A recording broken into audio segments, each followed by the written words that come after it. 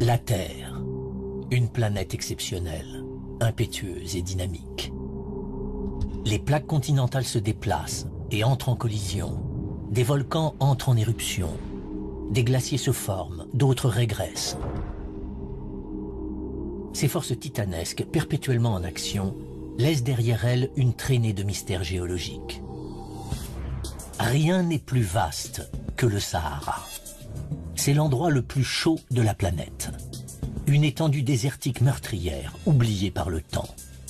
Du moins, c'est ce que croyaient les scientifiques jusqu'à ce qu'ils découvrent une série d'indices surprenants. Des fossiles de créatures marines, des coquilles d'eau douce ensevelies par le sable, des restes humains dans des villages primitifs. Des preuves évidentes que cet environnement austère cache un passé agité. Un passé qui pourrait changer le cours de l'histoire de l'humanité et apporter un nouveau chapitre spectaculaire dans l'histoire des origines de la Terre.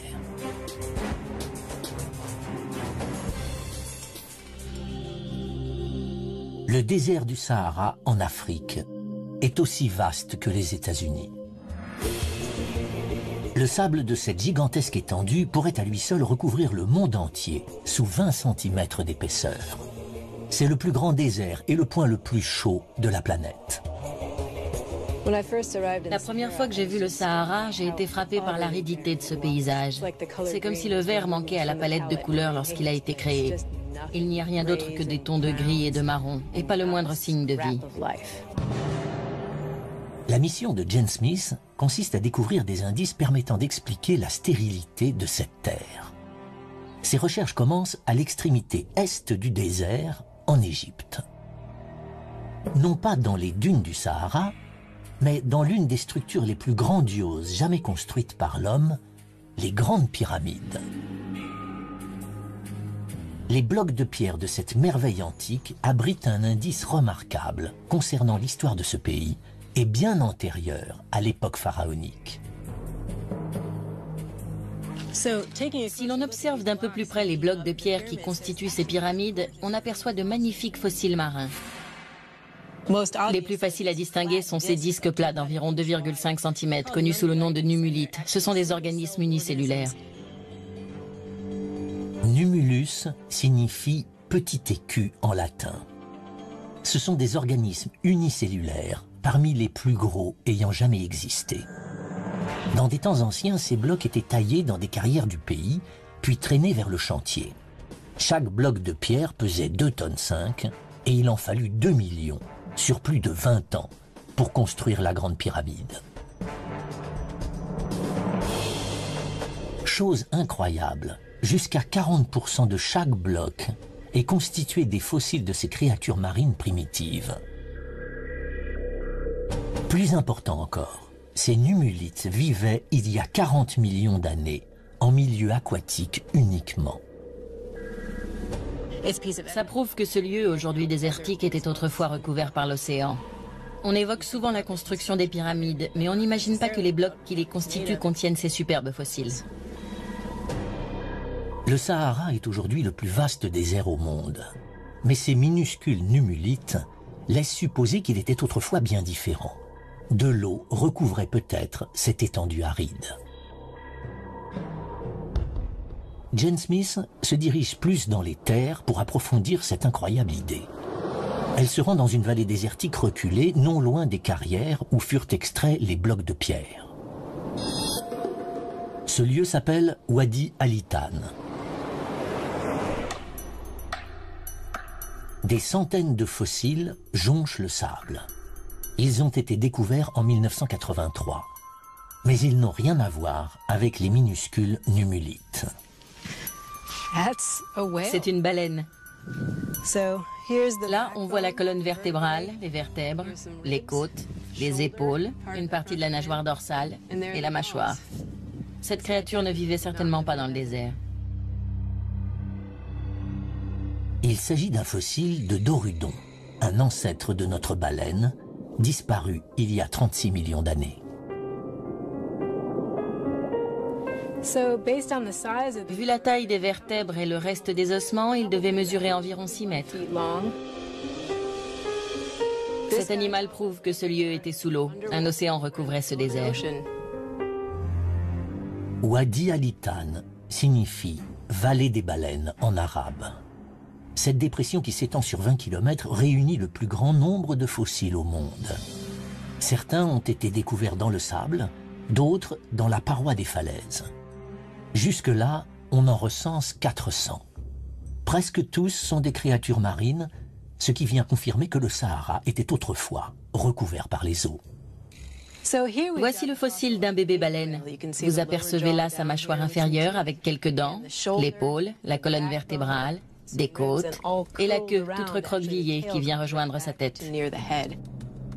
Comme si trouver des baleines en plein milieu du désert n'était pas assez curieux, un autre mystère reste à élucider. De nombreux fossiles sont ceux de très jeunes dorudons, comme celui-ci. Cet enchevêtrement rocheux délicat permet de comprendre pourquoi tant de bébés baleines sont morts ici. Le fossile du bébé baleine prouve que l'océan recouvrait cette terre. Ces rochers nous en apprennent plus encore sur le type d'océan. Ce sont des racines de palétuviers fossilisés. Ces racines se trouvaient sous l'eau, les palétuviers poussant en surface. La végétation ne se développe pas en eau profonde. Cette terre était donc recouverte par une étendue d'eau peu profonde lorsque ces dépôts se sont formés. Une étendue semblable aux Everglades en Floride où l'on trouve des palétuviers. Jane Smith a découvert le rivage de cette mer primitive. La faible profondeur des eaux permet d'expliquer pourquoi tant de jeunes animaux les peuplaient. Du fait de la présence d'un si grand nombre de fossiles, on peut imaginer qu'il s'agissait d'une baie peu profonde et abritée, où les baleines venaient mettre bas. C'est incroyable de voir des fossiles de baleines dans un lieu où les précipitations sont actuellement inférieures à 1 mm par an. On ne peut trouver de preuves plus éloquentes du changement géologique. Les pièces manquantes du puzzle viennent s'imbriquer, révélant le passé aquatique du Sahara. Il y a 40 millions d'années, ce désert devait former au beau milieu de cette vallée une baie recouverte d'eau peu profonde, d'un beau bleu-vert tropical. La côte s'étendait à l'horizon et des palétuviers poussaient dans les zones peu profondes. Des forêts pluviales et des marécages devaient recouvrir les terres. Les baleines ont dû dériver vers cette côte, attirées par l'abondance de nourriture. Mais cet océan est sur le point de disparaître. Les fossiles marins retrouvés en Europe et en Afrique prouvent que cet océan s'étalait sur presque toute une moitié de la planète, reliant l'Asie à l'Atlantique. Il s'agit de l'océan Thétis, sous lequel une grande partie du Sahara est immergée. Reste à savoir quand et comment cette étendue luxuriante est devenue le désert aride que nous connaissons aujourd'hui.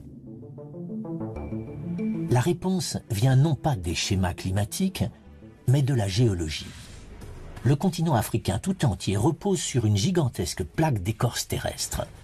Il s'agit d'une plaque tectonique. Et il y a 40 millions d'années, à l'époque éocène, cette plaque est en mouvement. Des baleines nagent donc dans cet océan de l'Éocène à Wadi Al-Hitan, tandis que la plaque africaine se déplace vers le nord. L'Afrique vient heurter l'Europe, refermant l'océan Thétis. Mais la plaque africaine continue son chemin. La partie nord de l'Afrique s'est surélevée, faisant ainsi reculer l'océan Thétis. Toute cette zone du nord de l'Afrique est à présent émergée. Elle est comme sortie de terre. Les baleines de Wadi Al-Hitan se retrouvent isolées et prisonnières dans une étendue d'eau qui ne cesse de diminuer. Le Sahara vient de faire ses premières victimes. Désireux de connaître le passé du Sahara, les géologues ont découvert jusque-là 2 éléments importants. Des fossiles marins au cœur des grandes pyramides d'Égypte prouvent que les blocs de pierre étaient autrefois sous les eaux. Des squelettes de baleines révèlent qu'une mer recouvrait une grande partie du Sahara il y a 37 millions d'années. Alors que les puissantes plaques tectoniques font émerger le Sahara, un marécage tropical se forme. Afin de comprendre ce qui a pu le transformer en l'étendue désertique que nous connaissons aujourd'hui, les scientifiques doivent déterminer avec précision quand ce désert s'est formé. Mais les clés de ce mystère sont cachées là où on s'y attend le moins.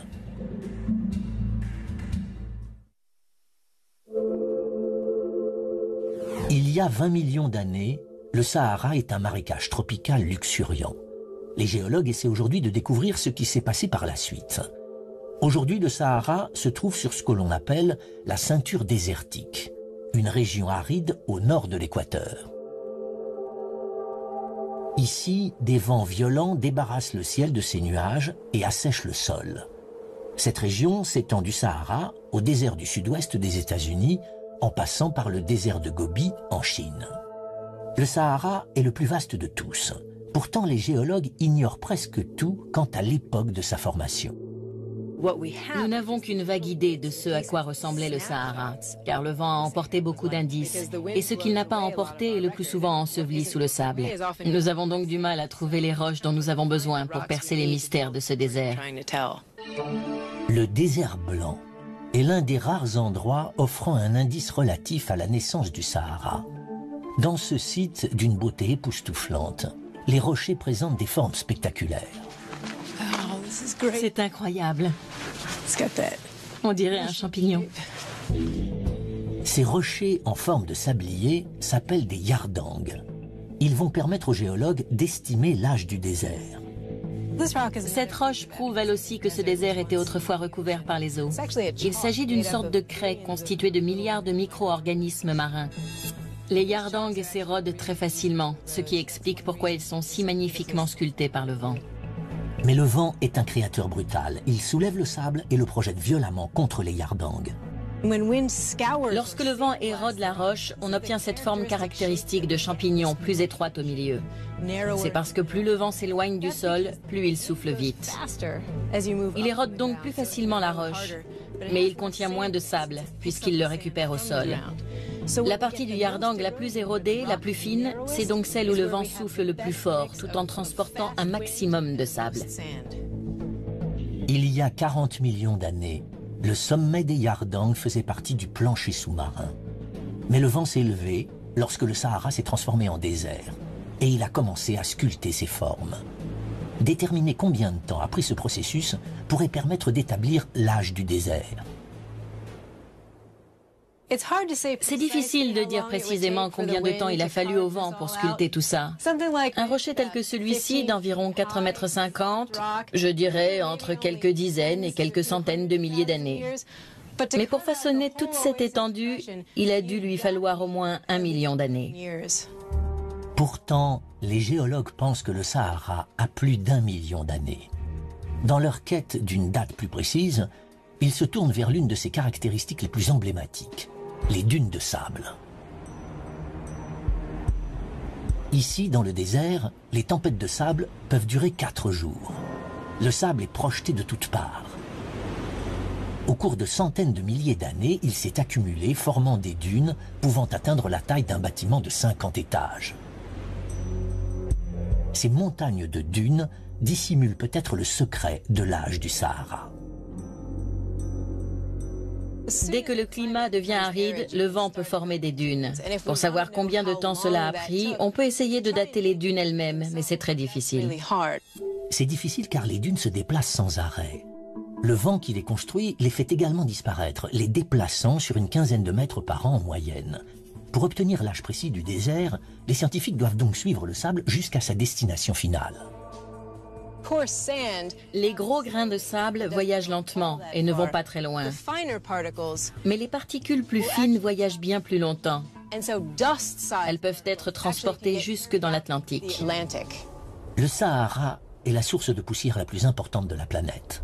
500 millions de tonnes atterrissent dans l'Atlantique chaque année. Quelques-unes atteignent la Floride, créant de superbes couchers de soleil rougeoyants. Mais la plupart de ces poussières finissent au fond de l'océan, une mine d'informations sur le passé du Sahara. L'avantage des sédiments sous-marins, c'est qu'ils mémorisent tout. Les poussières qui descendent de la surface sont stockées dans le plancher océanique. En 1995, Peter de Menocal perce le plancher sous-marin traversant des couches de boue datant de plusieurs millions d'années. Chaque couche de sédiments correspond à une capsule temporelle. À faible profondeur, Peter trouve une grosse quantité de ces poussières venues du désert. Il décide donc d'extraire des échantillons encore plus profondément, datant cette fois de plus d'1 million d'années. Les poussières du désert sont toujours là. Il atteint finalement une couche datant d'il y a 3 millions d'années. Et enfin, il n'y a plus trace de ces poussières. Il aura fallu une exploration dans le plancher océanique pour observer le passage d'un environnement tropical humide à un désert aride. C'est un changement incroyable. On n'imagine pas que quelque chose d'aussi vaste, étendu et fixe que le Sahara puisse subir de telles transformations. Et pourtant, c'est ce que nous apprend son passé géologique. Peter a finalement résolu l'énigme du Sahara. Cette étendue est désertique depuis 3 millions d'années. En cherchant à découvrir l'âge du Sahara, les géologues ont mis au jour 2 indices surprenants. Les yardangs prouvent que le sable est balayé par les vents dans le désert depuis au moins 1 million d'années. Des échantillons prélevés dans le plancher sous-marin fournissent une date plus précise. De marécage, le Sahara s'est transformé en un désert il y a 3 millions d'années. Le Sahara est alors devenu l'étendue désertique que nous connaissons aujourd'hui. La géologie semblait donc pouvoir expliquer, à elle seule, la formation du désert le plus vaste au monde. Jusqu'à ce qu'un nouveau radar fixé sur une navette spatiale révèle qu'un couloir de végétation traversait autrefois ce désert brûlant.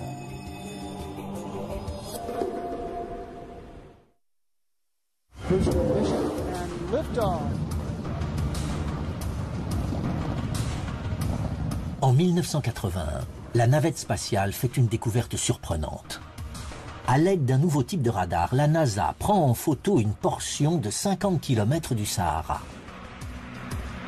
Le radar traverse le sable sur une profondeur de 5 mètres et laisse apparaître ce qui devait être autrefois un réseau de fleuves s'entrecroisant dans le désert. Cette découverte laisse les scientifiques sans voix. Il y a 3 millions d'années, le Sahara, qui était alors une forêt pluviale, se transforme en désert. Il semble maintenant qu'il aurait renfermé d'importantes quantités d'eau à un moment donné, durant les 3 millions d'années qui ont suivi. Les chercheurs suivent les images de la NASA jusqu'au nord de la Tunisie, au bord d'une dépression profonde dans le Sahara. C'est là que se trouve leur premier indice. Voici ce que nous recherchons. Regardez ces coquilles quasiment intactes. Ce dépôt en est largement constitué. Et ce ne sont pas des coquilles d'océan. Voici la moitié d'un Cadastradurnam glorcum, ce qui prouve l'existence d'un lac d'eau douce. C'est un spécimen parmi des millions de coquilles. Nous devons nous trouver près du rivage d'un ancien lac. D'autres dépôts de coquilles révèlent que ce lac était gigantesque. Environ la superficie de la Virginie occidentale. Mais ces coquilles fournissent une information encore plus remarquable, l'époque à laquelle a existé ce lac. Une datation au carbone 14 indique que ces coquilles sont vieilles de 90 000 ans et conduit à la conclusion suivante. Vu la quantité de coquilles, il devait pleuvoir beaucoup aux alentours de ce lac et le Sahara devait être verdoyant. Les scientifiques se dispersent à travers le Sahara pour enquêter sur d'autres images satellites. Ils recherchent toute cuvette dans le paysage, qui aurait autrefois pu contenir une étendue d'eau douce. Les images radar prises par la NASA, associées à la technologie GPS, ont permis de retrouver des traces des lacs dans tout le désert. Et certains étaient immenses. L'existence de 3 lacs différents a été confirmée par la présence de coquilles d'eau douce. Ces lacs étaient si étendus qu'ils ont été surnommés mégalacs. Voici l'autre rive du mégalac. C'en était un parmi d'autres au milieu de ce Sahara verdoyant. Une fois localisés tous les lacs, Drake se rend compte d'un fait étonnant. Voici ici le nord de l'Afrique Et là, la limite du Sahara. Nous nous trouvons là, en Tunisie, avec un mégalac ici. Et nous savons qu'un autre mégalac se trouvait ici, au sud de la Libye. Et un autre, encore plus grand, ici, au Tchad. S'ils avaient tous atteint leur taille maximale, ils auraient couvert 10% du Sahara. Ce qui les aurait rendus 3 fois plus étendus que les grands lacs d'Amérique du Nord. Ce qui est aujourd'hui le plus vaste désert du monde abritait autrefois des étendues d'eau douce parmi les plus grandes de la planète. Les changements climatiques soudains sont associés à différents phénomènes, de l'activité volcanique aux météorites heurtant la Terre. Mais Peter de Menocal, chercheur en climatologie, pressent que cette transformation du Sahara n'est pas la première. Il se tourne alors vers les échantillons prélevés dans le plancher océanique. Notre approche consiste à utiliser ces sédiments marins comme archives des changements climatiques passés en Afrique. En observant les niveaux de poussière désertique datant de centaines de milliers d'années, il découvre que le Sahara a subi plus d'une transformation. La première fois que nous avons étudié ces échantillons, les bras m'en sont tombés, car nous avons découvert qu'il y avait déjà eu de tels changements. Pour expliquer ces changements réguliers et spectaculaires, Peter regarde au-delà du Sahara. Il décide de se pencher sur la rotation de la Terre elle-même, en particulier sur les petites oscillations qu'elle produit lorsqu'elle tourne autour du Soleil. Ces oscillations provoqueraient une légère inclinaison de la Terre. Les moussons qui arrosent aujourd'hui le sud de l'Afrique se seraient donc déplacés vers le nord, déversant leur pluie sur les dunes du Sahara. Le point important, c'est que ces oscillations se produisent tous les 20 000 ans. Chaque période où le Sahara a été humide correspond à une phase d'oscillation, et cela dure depuis des millions d'années. Chaque fois que la bande pluvieuse se déplace vers le nord, le paysage se transforme et le Sahara redevient verdoyant. Pour moi, le plus incroyable, c'est comment de petites fluctuations dans quelque chose d'aussi simple qu'une oscillation dans l'orbite de la Terre peuvent entraîner des changements climatiques aussi spectaculaires dans une région aussi vaste. Les scientifiques savent à présent comment et pourquoi le Sahara est devenu verdoyant. Ils savent que des lacs gigantesques recouvraient une grande partie du désert, mais ils n'ont pas la preuve qu'ils étaient reliés entre eux. S'agissait-il d'immenses étendues d'eau de pluie isolées, ou formait-il un réseau de fleuves interconnectés, comme le suggèrent les images radars de la NASA? Nick Drake entend dire qu'en 2009, des archéologues ont fait une importante découverte étayant la thèse des fleuves. Des outils en pierre trouvés à proximité du mégalac de Tunisie. La première étape consiste à trouver le rivage de l'ancien lac. Ça me paraît bien.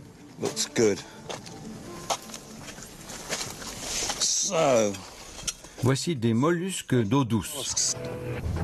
Ces minuscules coquillages semblent confirmer l'existence du lac. Drake cherche à présent qui aurait pu s'abreuver dans ce mégalac. Voici une partie de la mâchoire d'un petit herbivore. On aperçoit 3 dents. Peut-être une gazelle. Des animaux devaient donc vivre dans ce désert lorsqu'il était vert. Voici un outil en pierre.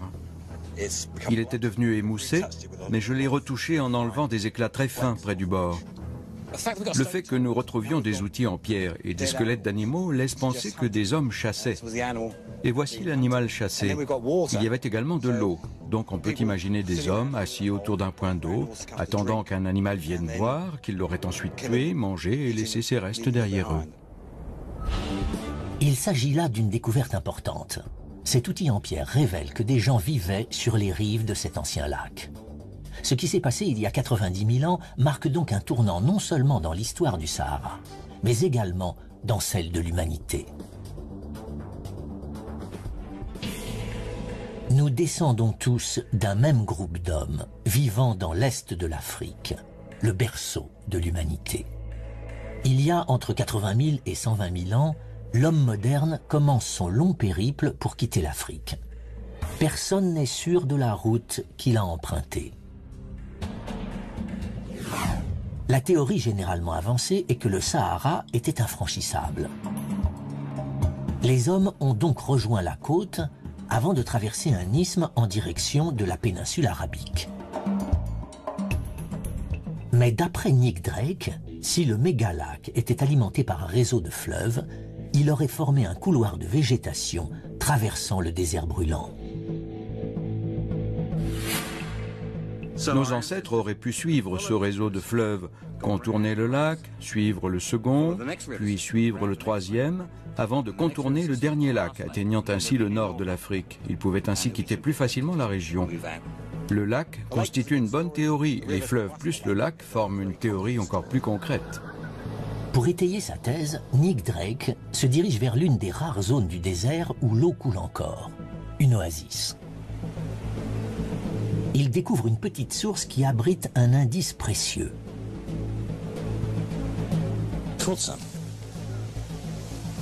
Super.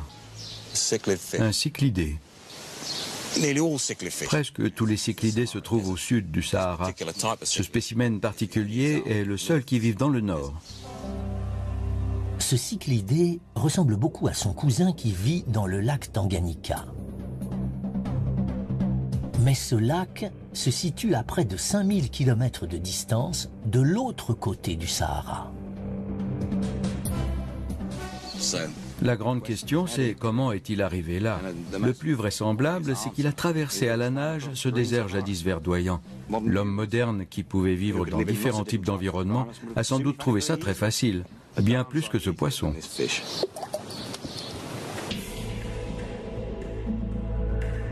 Ces fleuves et ces lacs ne vont pas durer.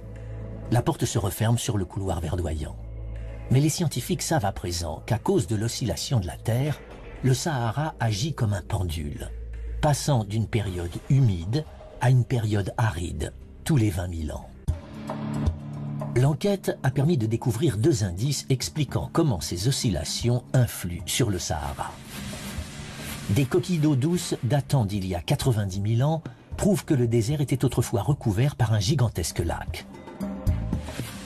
Un cyclidé montre que le Sahara était parcouru par un fleuve, formant ainsi un couloir de vie à travers le désert. Mais les scientifiques doivent encore trouver des informations concrètes concernant la vitesse à laquelle ces changements se sont produits. Puis un archéologue égyptien fait une découverte étonnante dans le désert libyen témoignant de la dernière transformation du Sahara, le changement climatique le plus spectaculaire au cours des 10 000 dernières années. Les scientifiques, essayant de reconstituer l'histoire du Sahara, ont mis au jour une incroyable suite d'événements. Il y a 40 millions d'années, le Sahara était recouvert par les eaux. Il y a 3 millions d'années, il devenait un désert. Depuis, il est passé successivement de terre verdoyante à étendue aride tous les 20 000 ans. Les scientifiques se penchent à présent sur son passé géologique le plus récent, les 10 000 dernières années, afin de découvrir la vitesse à laquelle se transforme ce gigantesque désert. Les chercheurs se dirigent vers une vallée au cœur du désert libyen. Le premier indice permettant d'éclaircir le mystère est un cercle de pierre. Voici les fondations d'une ancienne hutte. On a du mal à imaginer que des gens pouvaient vivre ici, sur cette étendue aujourd'hui désertique. La découverte d'Hassan prouve que des êtres humains habitaient ici. La structure de cette hutte consiste en cette base circulaire formée de blocs de pierre placés verticalement et provenant d'une roche locale. La hutte devait former une structure semi-circulaire, probablement recouverte de peaux et de branchages. Les hommes devaient l'utiliser comme abri. D'après Hassan, ces huttes auraient pu accueillir une petite communauté de 50 personnes environ. Il doit à présent déterminer de manière exacte l'époque à laquelle elles vivaient ici. Des perles en coquilles d'œufs d'autruche. Ces petites perles en coquilles d'œufs d'autruche sont clairement l'œuvre d'êtres humains. Ils se servaient de coquilles d'œufs pour faire des colliers. Ils taillaient de petits cercles qu'ils trouaient pour pouvoir y enfiler une ficelle et créaient ainsi des bracelets ou des colliers.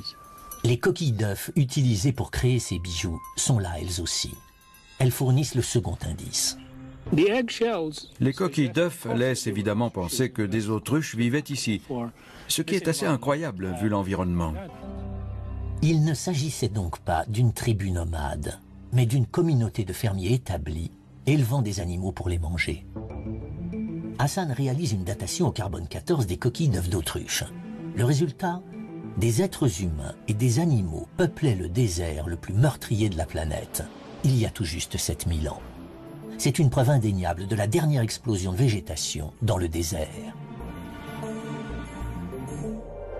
Une dépression dans le sol révèle que la pluie tombait ici durant les moussons. Ce dépôt de boue prouve qu'un lac profond se trouvait ici. Cette boue révèle l'existence d'une étendue d'eau qui aurait pu subvenir aux besoins d'un village. Vu la profondeur du lac, comme l'attestent ses couches sédimentaires, il devait y avoir beaucoup de végétation et d'animaux, et les gens devaient s'y sentir bien. En différents endroits du Sahara, les scientifiques ont retrouvé des traces de vie similaires. Des restes d'éléphants, de gazelles, d'hippopotames ou de crocodiles. Des peintures rupestres étonnantes décrivent même des hommes en train de nager.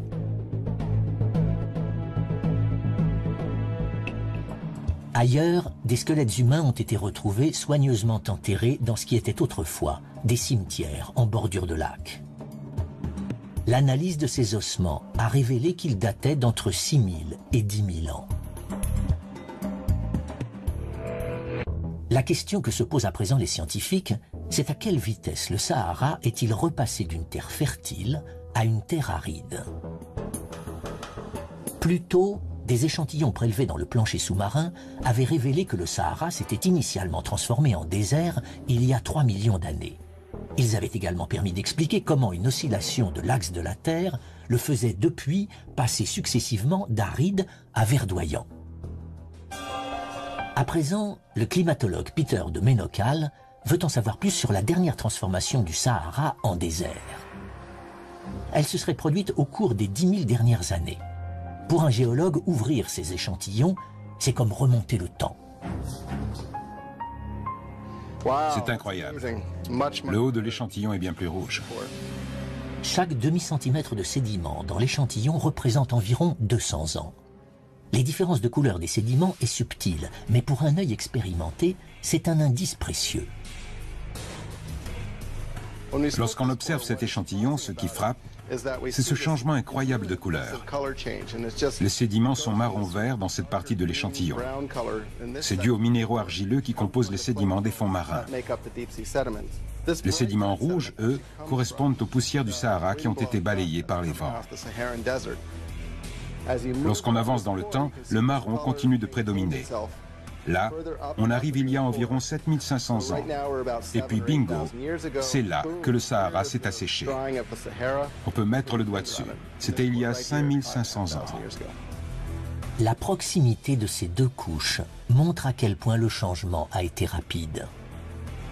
La transition entre un Sahara bien arrosé et verdoyant à un Sahara bien plus aride. On voit que cette transition climatique s'est produite en l'espace d'1 ou 2 siècles. Les scientifiques savaient déjà que le Sahara était un environnement en évolution constante. À présent, pour la première fois, ils ont une idée de la rapidité de ces changements. Alors que l'oscillation de la Terre entraîne le déplacement de la bande pluvieuse, le retour du désert est rapide et meurtrier. Ces transitions ont dû se produire sur quelques générations. En l'espace de 3 générations, les gens ont dû se rendre compte que leur environnement n'était plus supportable. Surplombant les vestiges du village au bord du lac, Hassan a découvert une grotte qui, selon lui, a joué un rôle important pour les habitants du Sahara lors de ce changement climatique soudain. Elle contient peut-être des indices témoignant de ce qui s'est passé. La première fois que je suis venu ici, le sable atteignait ce niveau. J'ai dû entrer en rampant car il avait tout enseveli. Ce sable balayé par les vents ne peut pas se former lorsque le désert est verdoyant. Le premier indice est enterré dans le sable. Des excréments d'animal en parfait état de conservation. Ces excréments sont non seulement révélateurs du climat de l'époque, Mais il constitue également un excellent matériau pour une datation au carbone 14. Elle va nous permettre de dater le dernier assèchement du Sahara. Ces crottes de chèvre ensevelies sous le sable révèlent que la communauté de fermiers était submergée par le désert. Dissimulé au fond de la grotte, un autre indice confirme qu'il venait s'abriter ici. Cette grotte présente une caractéristique intéressante, des empreintes de mains. C'est une preuve incontestable que des hommes ont vécu ici. L'indice suivant suggère qu'autour d'eux, le Sahara commençait à se transformer inexorablement en désert. Voici un dessin intéressant avec ses longues lignes. Il représente un nuage en train de déverser la pluie. Elle commençait à devenir rare en ce temps-là, et les hommes devaient venir prier ici pour qu'il pleuve. Mais avec la mousson repartie à plusieurs milliers de kilomètres au sud, leurs prières ne pouvaient être entendues. Cette grotte devait être un lieu sacré très important pour ces gens à une époque où la vie devenait difficile. Finalement, malgré leurs prières, la force de ce changement sera si puissante qu'ils n'auront d'autre choix que de partir. Dans cette grotte, on trouve du sable et des empreintes de mains. Elles constituent le dernier témoignage laissé par les habitants du Sahara. L'histoire de cette grotte commence avec une inclinaison de l'axe de la Terre qui fait cesser la pluie au Sahara. Ce qui devait ressembler à une interminable sécheresse a transformé en l'espace de 200 ans une région agréable et fertile de la taille des États-Unis en une étendue désertique brûlante, celle que nous connaissons aujourd'hui. Ce sera le bouleversement environnemental le plus important de ces 10 000 dernières années. Ceux qui ont pu ont migré vers l'est, en direction de la source d'eau la plus proche, la vallée du Nil. Un îlot de verdure, au milieu du vaste désert. Cet exode aura une issue surprenante. La mort d'une culture, il y a 5500 ans, entraînera la naissance de l'une des civilisations les plus avancées de la planète. C'est l'assèchement du Sahara qui a permis l'avènement de cette grande civilisation. Les hommes sont arrivés de différents endroits du désert, ont établi leur village, et en très peu de temps, ils ont rassemblé les ingrédients nécessaires à l'ascension de la civilisation égyptienne. Dans le cas présent, ce changement climatique est à l'origine d'un des épisodes les plus spectaculaires de l'histoire. L'enquête pour découvrir à quelle vitesse le Sahara est redevenu un désert a mis au jour deux indices étonnants. Des perles en coquilles d'œufs d'autruche prouvent que des hommes et des animaux ont habité un Sahara verdoyant il y a tout juste 7000 ans. Des sédiments océaniques montrent que le Sahara est redevenu désertique à une vitesse incroyable, en seulement 200 ans. La prochaine oscillation de l'axe de la Terre est prévue pour dans 15 000 ans. C'est seulement à ce moment-là que le Sahara retrouvera une végétation luxuriante. Mais les technologies modernes ont trouvé des moyens d'accélérer ce processus.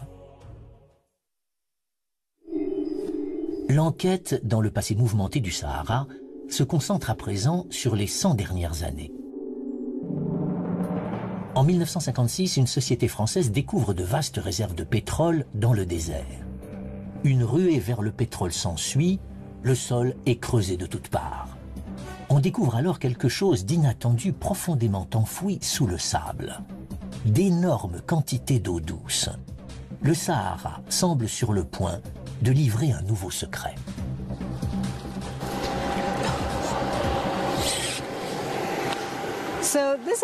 Voici un puits classique d'où l'on pompe l'eau pour l'irrigation des champs. L'eau est assez chaude, ce qui signifie qu'elle vient d'assez loin dans le sol. Plus le puits est profond, plus l'eau est chaude. L'eau des pluies du Sahara peut atteindre 66 degrés Celsius.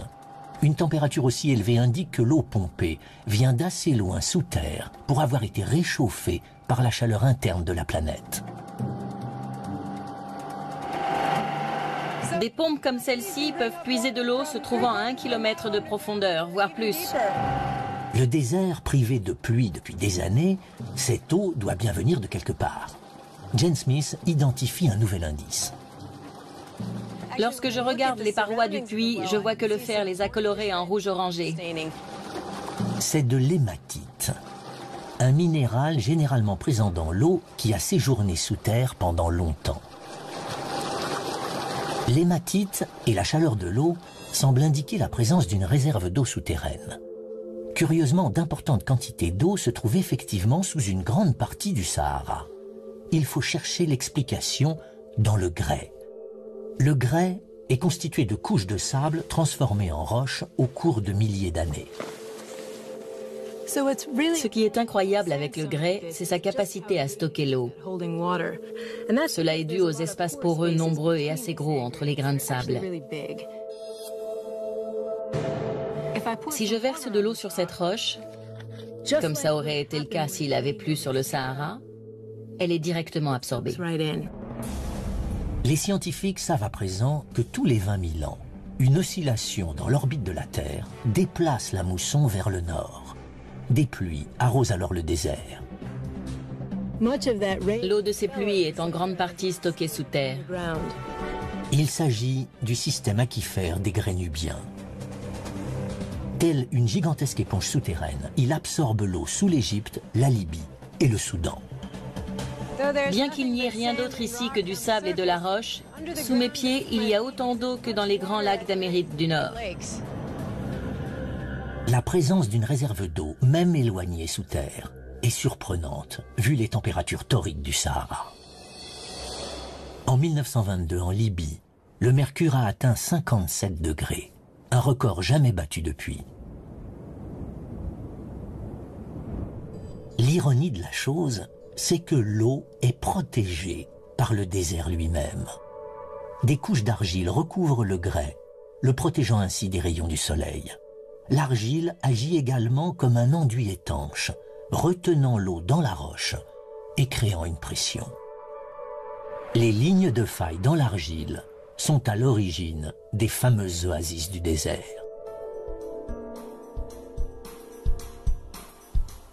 C'est une source naturelle. L'eau remonte de l'aquifère nubien sous sa propre pression. Il s'agit en fait d'eau fossile. Elle date d'il y a 1 million d'années. Cette réserve d'eau est un héritage du passé verdoyant du Sahara. Ce sont les vestiges de ces lacs immenses et de ces fleuves. Il s'agit là d'un seul aquifère. Les scientifiques utilisent aujourd'hui des radars pénétrant le sol pour localiser et répertorier d'autres aquifères dans le Sahara. C'est la promesse d'encore plus d'eau douce. Cette nouvelle technologie offre l'espoir d'un Sahara à nouveau verdoyant, indispensable à l'agriculture et à l'élevage. Si tout fonctionne comme prévu, il y aura ici 200 puits. Mais il pourrait ne constituer qu'une solution à court terme. Il s'agit d'une nappe phréatique fossile. L'eau ne se renouvelle pas. Il arrivera un moment où il n'y en aura plus. Cette eau qui a étanché la soif des habitants préhistoriques du Sahara et qui s'est accumulée durant 1 million d'années pourrait s'épuiser en moins d'1 siècle. Une fois que la nappe souterraine sera asséchée, le désert devra à nouveau attendre 15 000 ans avant que l'oscillation de l'axe de la Terre le rende à nouveau verdoyant. L'énigme relative à la formation du Sahara et à sa transformation a révélé un passé agité. Des squelettes de baleines retrouvés dans le désert prouvent qu'il était recouvert par les eaux il y a 40 millions d'années. Des échantillons de plancher océanique contenant du sable révèlent que le désert s'est asséché il y a 3 millions d'années. Des coquilles d'eau douce montrent qu'il y a 90 000 ans, une oscillation dans l'axe de la Terre a entraîné la formation d'immenses lacs et de fleuves. Cette oscillation rend le Sahara à nouveau verdoyant tous les 20 000 ans. Des perles en coquilles d'œufs d'autruche indiquent qu'il y a tout juste 7 000 ans, le Sahara voyait vivre ses derniers habitants avant de redevenir désertique. Les secrets du Sahara ont finalement été dévoilés. Il ne s'agit pas d'une étendue désertique statique. Ce désert est dynamique et grouille de vie. pouvant soudain se couvrir d'une végétation luxuriante.